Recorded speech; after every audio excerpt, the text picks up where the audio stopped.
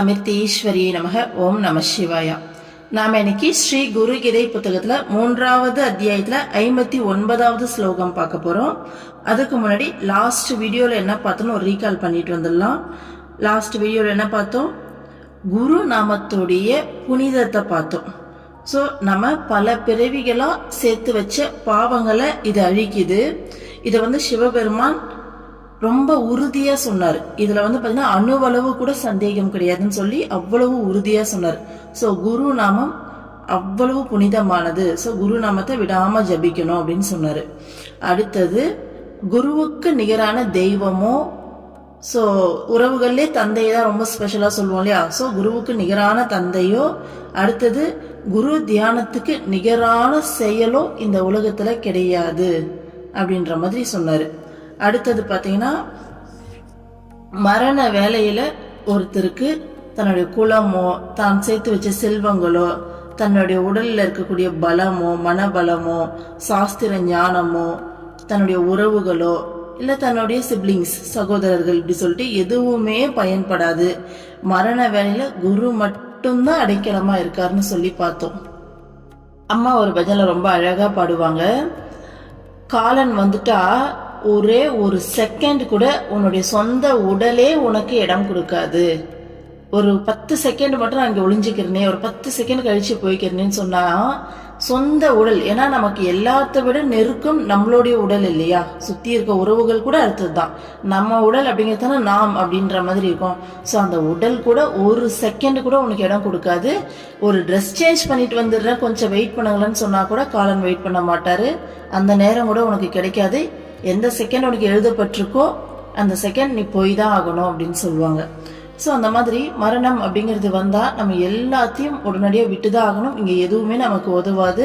So அந்த நேரத்திலையும் நம்ம கூட இருக்கக்கூடியது குரு மட்டும்தான். நம்மளுடைய ஆத்மா, குரு, பரபிரம்மம், இது மட்டும்தான். அப்ப இது மட்டும்தான் உண்மை. ஏன்னா திரும்ப ஒரு ரீபர்த் எடுப்போம், திரும்ப ஒரு உடல்ல வாழ்வோம், திரும்ப அந்த உடலை விட்டு வெளில வருவோம். எல்லா நேரத்திலையும் நம்ம குரு மட்டும்தான் நம்ம கூட இருப்பாங்க. ஸோ இதோட லாஸ்ட் வீடியோ முடிச்சிருந்தோம். அடுத்த ஸ்லோகம் பாருங்க. குலமேவ பவித்ரம் சியாத் சத்யம் ஸ்வகுரு சேவையா திருப்தா சயுக் சகலா தேவா பிரம்மாத்யா குரு தர்ப்பணாத். குரு சேவை செய்வதன் மூலம் குலம் பவித்திரமாகும். குருவை மகிழச் செய்வதன் மூலம் பிரம்மா முதலான எல்லா தேவர்களும் திருப்தி அடைகிறார்கள். ஸோ குரு சேவை செய்யறது மூலமா நம்ம பிறந்த அந்த குலமே பவித்திரமாகுமா. அடுத்தது நம்ம குருவை மகிழ செஞ்சோம்னா அதுக்கு மேல ஒரு கடவுளை நம்ம தனியா போயிட்டு மகிழ செய்யணும்னு கிடையாது. ஸோ எல்லா தேவர்களும் திருப்தி அடைகிறார்கள் அப்படின்னு சொல்றாங்க. ஸோ குருவுடைய முக்கியத்துவத்தை சொல்றாங்க. ஸோ நம்ம மைண்ட்ல திரும்ப திரும்ப திரும்ப சிவபெருமான் என்ன சொல்லி இந்த ஸ்லோகங்கள்ல நம்ம கிட்ட பதிய வைக்கிறாருன்னா, குருவை விட உயர்ந்தது எதுவுமே கிடையாது, குருவை விட முக்கியமானது எதுவுமே கிடையாது. எந்த உறவும் கிடையாது, எந்த நீ சேர்த்து வச்ச பொருளோ சொத்தோ இல்ல பாத்தீங்கன்னா உன்னோட பதவியோ புகழோ எதுவுமே கிடையாது. உன்னோட உடல் கூட கிடையாது. ஸோ எந்த தெய்வம், இப்போ நம்ம ஆன்மீகத்திற்கால நம்ம இஷ்ட தெய்வம் தான் ரொம்ப பெருசா நினைப்போம் இல்லையா. ஸோ அது கூட குருவுக்கு அடுத்ததுதான். எல்லாமே ஃபர்ஸ்ட் உன்னுடைய எல்லாவுமா குரு தான், அதுக்கப்புறம் தான் எதுவா இருந்தாலும் அப்படிங்கிற விஷயத்தை தான் இப்ப இருக்க ஸ்லோகங்கள்ல சிவபெருமான் வலியுறுத்தி சொல்லிக்கிட்டு இருக்காரு. நாமதேவருடைய கதையை கேட்டேன். அதுல ஒரு இடத்துல வரும், நாமதேவருக்கு குருவுக்கு நிகரா இருந்தவர் ஞானேஸ்வர். ஸோ அவர் தான் பாத்தீங்கன்னா, ஏன்னா நாமதேவர் விட்டலன் பாண்டுரங்கர்கிட்ட ஃப்ரெண்டா பழகுவார். சின்ன வயசுல பிறந்ததுல இருந்தே ஃப்ரெண்டாவே பழகுவாரு. அவருக்கு கடவுள் கூட நெருக்கம் இருந்ததே தவிர குருவுடைய வழிகாட்டுதல் இல்லை. ஞானேஸ்வர் மூலமா தான் குருவுடைய வழிகாட்டுதல் கிடைச்சி அதுக்கப்புறம் தெளிவான ஞானம் அடைஞ்சு விட்டலனை அடைவார் அவரு. அப்ப குருவுடைய ஸ்தானத்துல ஞானேஸ்வரரை நாமதேவர் வச்சிருப்பாரு. நாமதேவர் எப்படியாப்பட்ட பக்தி, அவருக்கும் அந்த பாண்டுரங்கனுக்கும் எப்படியாப்பட்ட உறவுனா, அவர் பாட ஆரம்பிச்சா பாண்டுரங்கன் நடனம் ஆட ஆரம்பிச்சிருவாராம். ஸோ நம்ம ஸ்லோகம் சொல்றோம் இல்லையா, மராத்தில அதை அபங்கங்கள் அப்படின்னு சொல்றாங்க. அவர் அபங்கங்கள் பாட ஆரம்பிப்பாராமா. பாட ஆரம்பிச்சாலே பாண்டுரங்கன் ஆட ஆரம்பிச்சிடுவாராமா. அதுவும் எப்படி ஆடுவார்னா, அவர் கட்டியிருக்க பீதாம்பரம் கழுண்டு விழற அளவுக்கு ஆடுவாராமா. அப்ப அவருடைய பக்திக்கு, அவர் பாடுறதுக்கு தன்னை மறந்து பாண்டுரங்கன் ஆடுவார் அப்படின்னு சொல்லி சொல்றாங்க. அப்போ அப்பேற்பட்ட உறவு பாண்டுரங்கனுக்கும் நாமதேவருக்கும் இருக்கிறது. ஸோ இப்போ வந்து பார்த்தீங்கன்னா இவர் பாடிட்டு இருக்காரு, பாண்டுரங்கன் ஆடிட்டு இருக்காரு. இப்படி ஆடிட்டு இருக்கும்போது அவருக்கு திடீர்னு ஒரு உள்ளுணர்வு வருது. ஏன்னா அவங்க ஞானம் அடைஞ்சு தானே வந்து வாழ்ந்தாங்க, ஞானியா தான் வாழ்ந்தாங்களே. அப்போ ஒரு உள்ளுணர்வு வருது. வரும்போது என்னடாதுன்னு சொல்லி கவனிச்சா ஞானேஸ்வரன் வந்து அங்கே வந்து பார்த்தீங்கன்னா சமாதி ஆகிறார். இந்த உடலை விட்டு ஞானேஸ்வரர் வந்து தானே தன் நிச்சயால சமாதியானவர். அப்போ தானே போயிட்டு உட்காந்து ராகவேந்திரா படத்துல பார்த்துருப்போம். அவரே போயிட்டு உட்கார்ந்து தன்னுடைய ஆத்மாலேருந்து வெளியில வருவார். நான் வந்துட்டு இந்த நேரத்தில் சமாதியாக போறேன்னு சொல்லி அந்த மணியை எண்ணிக்கிட்டே வந்துட்டு ஆத்மாலேருந்து வெளியில அந்த உடல்ல இருந்து ஆத்மா வெளியில வரும் அவரோடது. அதுதான் தன்னிச்சையா சமாதி ஆகிறது. அந்த மாதிரி சமாதி ஆகணும்னு முடிவு பண்ணி அவர் உட்காந்து சமாதி ஆவாரு. அப்போ அவர் உடலை விட்டு வெளியில போறார் அப்படின்னு தெரிஞ்ச உடனே இவர் பாடிட்டு இருக்காரு, பாண்டுரங்கன் ஆடிட்டு இருக்காரு. இதை கூட பொருட்படுத்தாம ஏஞ்சி ஓடுவாராமா. ஓடி போயிட்டு ஞானேஸ்வரரை வந்து அவர் வந்து பார்ப்பாராமா. ஸோ அதுதான் குருவுக்கு இருக்கக்கூடிய முக்கியத்துவம். அங்கே போயிட்டு பார்க்கும்போது தான் தெரியுமாமா,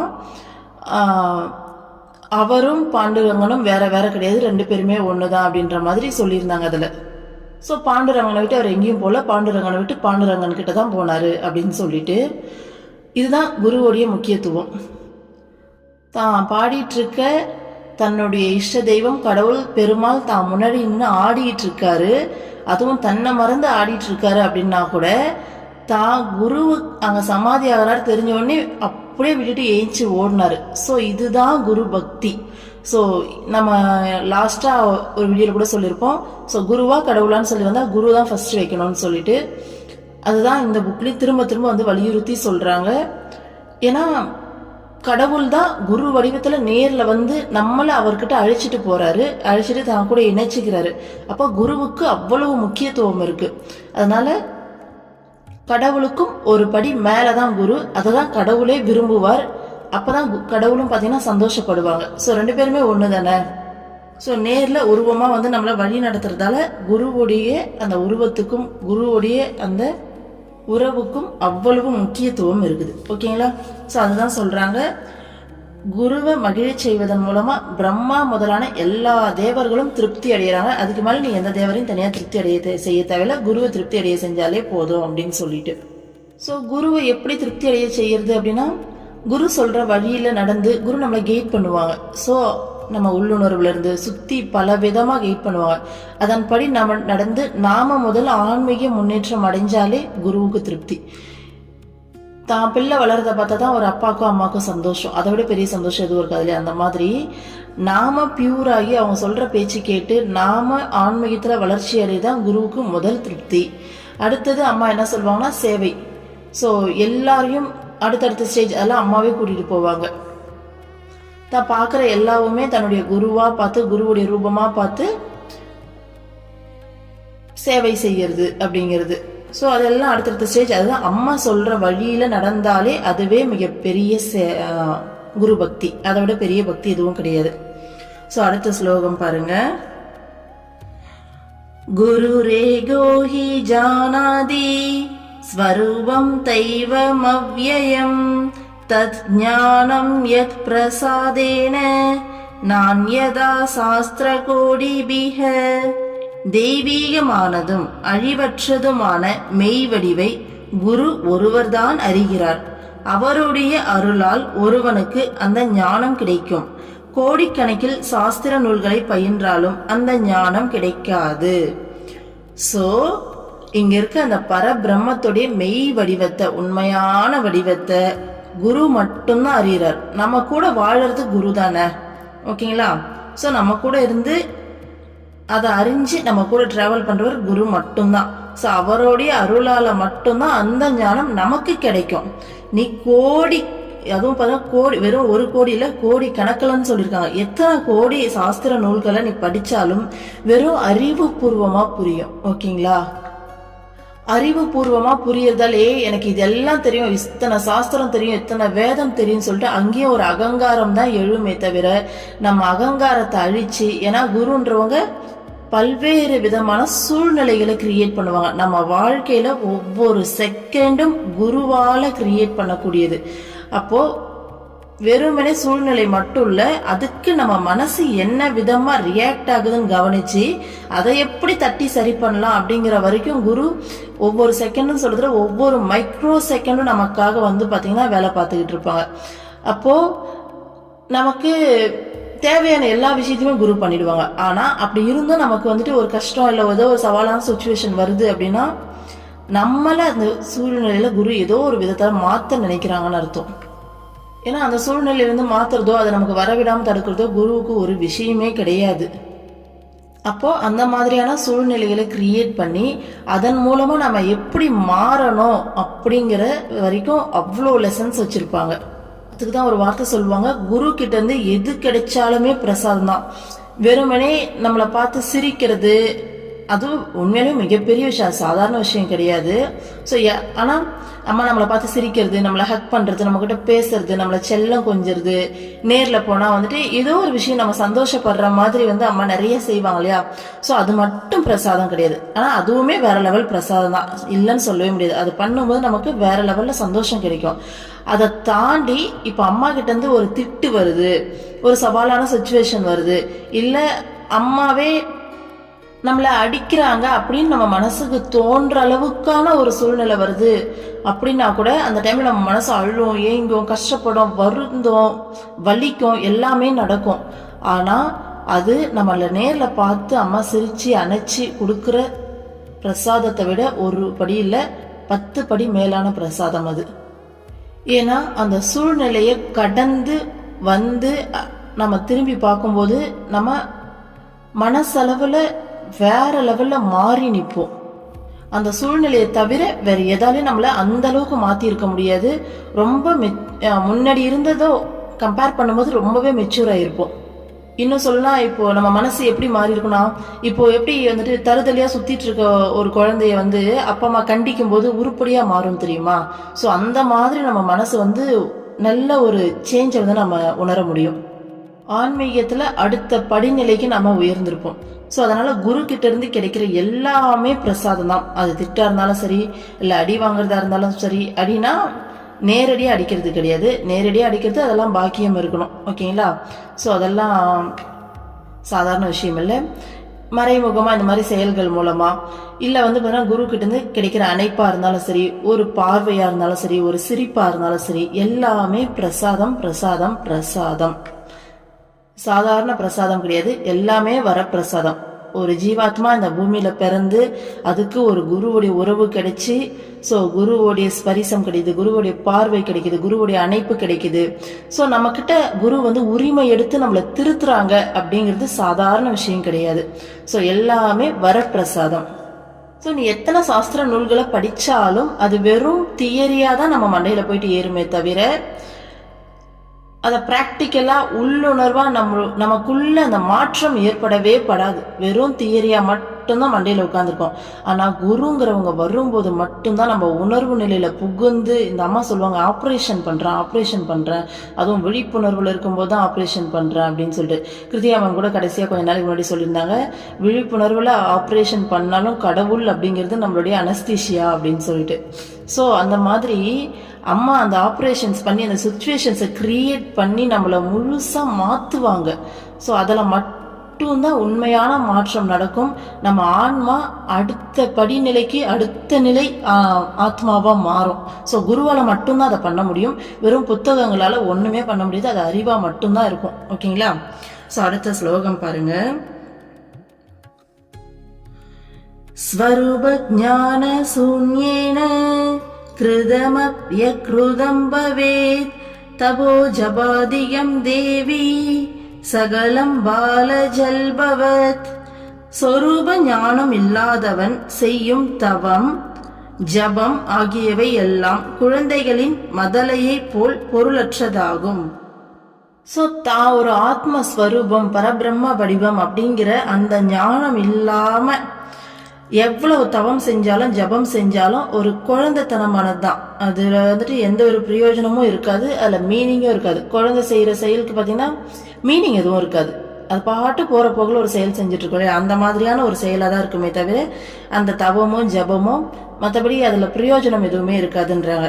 ஏன்னா இப்போதான் பார்த்தோம், எத்தனை சாஸ்திர நூலை படித்தாலும் அந்த ஞானம் கிடைக்காதுன்னு. ஏன் கிடைக்காதுன்னா, அதில் நமக்கு இத்தனை நூல் படிச்சுட்டோம், இவ்வளோ அறிவு வந்துருச்சுன்னு சொல்லிட்டு அகங்காரம் மட்டும்தான் கிடைக்கும். அந்த அகங்காரத்தை சூழ்நிலையை உருவாக்கி அழிக்கிறவர் குரு. அந்த அகங்காரத்தை அடிக்கும் போது ஒரு வலிக்கும் பாருங்க, வலிச்சு இதை தப்புன்னு சொல்லிட்டு உணர்ந்து அடுத்த படிநிலைக்கு நம்ம ஆத்மா உயர்ந்து ஸோ அடுத்த நிலை ஆத்மாவாகவே மாறும். அது பார்த்தீங்கன்னா குருவால மட்டும்தான் அதை பண்ண முடியும். அந்த அறியாமை இருளை நீக்கிறதுக்கு, அந்த அகங்காரத்தை நீக்கிறது அப்படிங்கிறது தான் குருவால மட்டும்தான் முடியும். அப்ப இந்த சொரூப ஞானத்தை கொடுக்கறது யாரு? குரு. நம்ம நார்மலா ஒரு வாழ்க்கையை வாழ்ந்துட்டு இருப்போம். நீ இந்த ஆத்மா கிடையாது, ஐ மீன் நீ நினைக்கிற இந்த உடலோ மனமோ கிடையாது, நீ ஆத்மா தான். ஸோ பரமாத்மாவுடைய பிரதிபலிப்பு தான் நீன்னு சொல்லி இவ்வளவு சொரூப ஞானத்தையும் நமக்கு கொடுத்து நம்மளை வழி நடத்தி கொண்டு போறது குரு. அப்ப குருவால மட்டும்தான் இதெல்லாம் பண்ண முடியும். மற்றபடி நீ வெறுமனே உட்கார்ந்துட்டு ஏதோ மனசு அமைதிக்கு அப்படின்ற மாதிரி மெடிடேஷன்லாம் பண்ணாலும், மெடிடேஷன் பண்ற அந்த கொஞ்ச நேரம் மனசு அமைதியா இருக்கும், நிம்மதியா இருக்கும். அடுத்து திரும்ப இந்த உலக வாழ்க்கைக்கு வரும்போது பாத்தீங்கன்னா அகைன் திரும்ப அதே பிரச்சனைன்ற மாதிரி இருக்கும். ஸோ அந்த மெடிடேஷன் பண்றது, ஜபம் பண்றதுன்றது இந்த குருவுடைய வழிகாட்டுதல் இல்லாம, இந்த சொரூப ஞானம் இல்லாம பண்றது குழந்தைத்தனமான ஒரு செயல் தானே தவிர அதுக்கு பெருசா பலன் கிடையாது. அது ஒரு மீனிங்லெஸ்ன்றாங்க. பலன் கிடையாதுங்கிறத விட மீனிங்கே கிடையாது. அதுக்கு அந்த செய்யற செயலோருக்கு ஒரு மீனிங்கே கிடையாது, அர்த்தமே கிடையாதுன்றாங்க. அடுத்த ஸ்லோகம் பாருங்க. சிவம் கேசித்தரிம் கேசித் விதிம் கேசித்து கேசனஹ சக்திம் தைவமிதி ஞாத்வா விவதந்தி விருதா நராஹ. சிவனே இறைவன் என்று சிலரும், விஷ்ணுவே என்றும் பிரம்மாவே என்று வேறு சிலரும், தேவி என்று மற்ற சிலரும் நம்பி பரஸ்பரம் வீணாக விவாதம் செய்கின்றனர். ஸோ இங்க எல்லாமே ஒண்ணுதான் இல்லையா? நம்ம குருகிரி ஸ்டார்ட் பண்ணதுல இருந்து இதுதான் பார்த்துட்டு இருக்கோம். இங்க பரபிரம்மங்கிறது ஒண்ணுதான், ஒரே ஒரு சக்தி தான் இங்க இருக்கு. அதுதான் பல்வேறு வடிவங்கள் இருக்கு. ஒவ்வொரு வடிவத்திலையும் ஒவ்வொரு ரூபத்திலையும் வெவ்வேறு குணநலன்களையும் வெவ்வேறு தத்துவத்தையும் முன் வச்சு வாழ்ந்து காமிச்சிருக்காங்க. அதுதான் உண்மை. இப்ப சிவன் பாத்தீங்கன்னா எந்நேரமும் அந்த பிரம்ம நிலையிலே மூழ்கி இருக்கவர். சக்தி அப்படிங்கிறது பாத்தீங்கன்னா அந்த தாய்மை, அந்த பாச உணர்வை முன் வச்சு எடுக்கப்பட்ட ஒரு ரூபம் இல்லையா? காளி பாத்தீங்கன்னா சின்ன வயசுலாம் பார்த்தா பயமா இருக்கும். ஆனா இப்பெல்லாம் அம்மா பார்த்த பிறகு காளினா ரொம்ப பிடிக்குது. ஏன்னா தான் குழந்தைங்களுக்காக தான் அவங்க அந்த ரூபத்தையே எடுக்கிறாங்க, தான் குழந்தைங்களை காப்பாத்துறதுக்கு. அப்போ பாசத்தோடைய உருவம்னா அது காளி தான். அதை தாண்டின பாசத்துக்கான ஒரு கடவுள் இல்லை அப்படிங்கிற அளவுக்கு. அப்போ ஒவ்வொரு ரூபத்திலையும் ஒவ்வொரு தன்மையை தாங்கி வாழ்ந்து காமிக்கிறாங்க ஒவ்வொரு விதத்துல. ஸோ விநாயகர்னா புத்தியின் கடவுள் அவர் இல்லையா? அந்த மாதிரி ஒவ்வொரு ரூபமும் பார்த்தீங்கன்னா நமக்காக ஒவ்வொரு தன்மையை தாங்கி வாழ்ந்து காமிச்சிருக்காங்க ரூபம் எடுத்து. பிளஸ் நம்மளுடைய டேஸ்ட், உனக்கு எந்த ரூபத்துல இன்ட்ரெஸ்ட் வருதோ அந்த ரூபத்துல நீ என்ன வழிபாடு பண்ணி என்னை சேரு அப்படின்றதுக்கான கான்செப்ட் தான். அதுவே தவிர மற்றபடி இங்கே எல்லாமே ஒண்ணுதான் இல்லையா? ஆனா ஒரு சிலர் இது புரியாம தேவையில்லாம விவாதம் செய்யறாங்கன்னு சொல்றாரு. அடுத்த ஸ்லோகம் பாருங்க. ந ஜானந்தி பரம் தத்வம் குரு தீக்ஷா பராங்முகாஹ பிராந்தாஹ பசு சமா ஹியேத ஸ்வபரிஜ்ஞான வர்ஜிதாக. குருவை நாட விரும்பாதவர்கள் பரமமான தத்துவத்தை அறிவதில்லை. புத்தி தடுமாறியவர்களும் தனது மெய் வடிவை அறியாதவர்களுமான இவர்கள் மிருகத்திற்கு நிகரானவர்களே. சோ குருவை நாடல வெறுமனே கடவுள் வழிபாடு பண்றாங்கன்னா, சிவன் தான் இறைவன், விஷ்ணு தான் இறைவன், பிரம்மன் தான் இறைவன், தேவி தான் இறைவன், மற்ற யாருமே கடவுள் கிடையாதுன்னு சொல்லிட்டு அந்த அறிவு, அந்த ஞானம் இல்லாம ஒரு குண்டு சரியில குதிரை ஓட்டுற மாதிரி அந்த ஒரு கடவுளுடைய வழிபாடு தான் சிறந்ததுன்னு நினைச்சு மிகப்பெரிய அறியாமையில வாழ்கிறாங்க. ஸோ இவங்க குருவை நாடவும் விரும்புறது. நம்மளே நிறைய பேரை பார்ப்போம். நான் தான் கடவுள் கூட ஒரு கனெக்ஷன், எந்நேரமும் கிருஷ்ணா நினைப்பிலே தான் இருக்கேன், கிருஷ்ணருடைய நாமத்தை தான் சொல்லிக்கிட்டு இருக்கேன்.